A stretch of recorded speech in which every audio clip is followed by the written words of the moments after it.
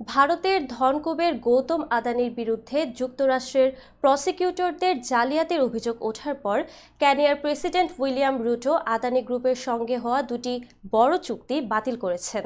শুক্রবার কেনিয়ার সংসদে প্রেসিডেন্ট রুটো বলেন, দুর্নীতির সুনির্দিষ্ট প্রমাণ পাওয়া গেলে কঠোর পদক্ষেপ নিতে তিনি পিছপা হবেন না।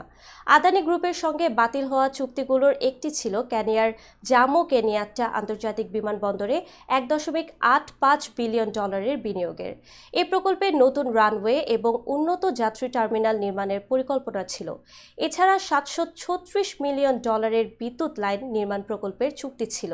চুক্তিগুলোর বিরোধিতা করে সেপ্টেম্বর মাসে বিমানবন্দর কর্মীরা ধর্মঘট করেন। তাদের দাবি ছিল এ চুক্তি চাকরি হারানোর কারণ হতে পারে। যদিও জ্বালানি মন্ত্রী ওপিও ওয়ানজাই সংসদীয় কমিটিতে জানান, বিদ্যুৎ প্রকল্পে কোনো দুর্নীতির ঘটনা ঘটেনি।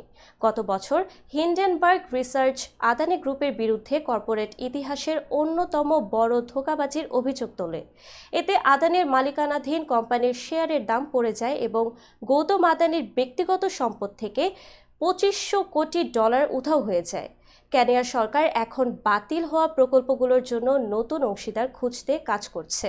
প্রেসিডেন্ট রুটো দুর্নীতির বিরুদ্ধে তার অবস্থান আরও শক্তিশালী করার অঙ্গীকার করেছেন।